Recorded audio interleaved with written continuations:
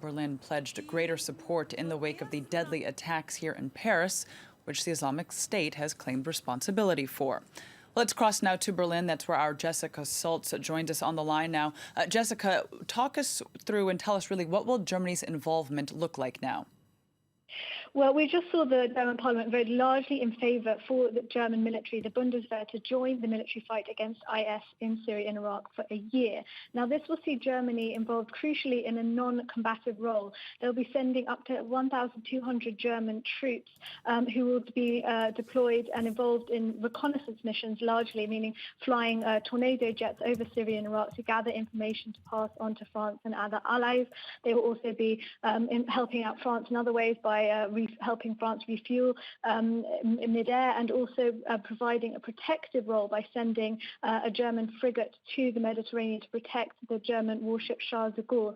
So it's certainly a protective and assistance role, really. But as the German members of the German government who spoke in today's debate, they said that this was a question of solidarity with France and the United Kingdom. That Germany could not shirk its responsibilities and sit on the sidelines any longer. But what also crucially German parliamentarians said is that this is not a means to an end. Germany has for a long time now pushed for a diplomatic end to the war in Syria and a diplomatic solution. The German Foreign Minister Frank-Walter Steinmeier actively involved in the Vienna talks to this end. And in order to perhaps convince the skeptics who are voting today, members of the coalition government said that military action was needed, but it was only a part of the greater solution which had to be political. Jessica, then, as you just mentioned, then that the Bundestag then largely voting yes for the military proposal. You were laying out there the case for it, but what did we hear then from the opposition, from skeptics to this plan? Well, there were certainly some very angry skeptics today, mostly from the left-wing parties, Die Linke and the Green Party, who remain very sceptical, and perhaps understandably so.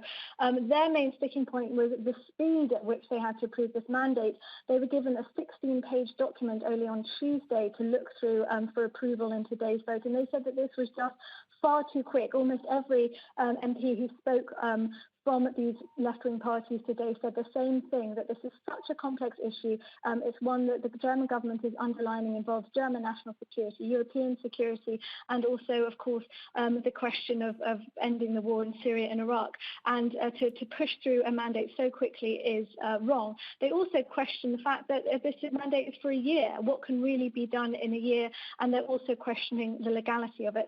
And I'm sure these questions still remain open. So too, largely at the moment, this military mission has public support, but public support is likely to fluctuate on this issue as this mission continues. I think MPs are certainly well aware of this, so it definitely still remains a contentious issue, even though the mandate has now been approved. Jessica, thank you very much for that. Jessica Saltz reporting there from Berlin.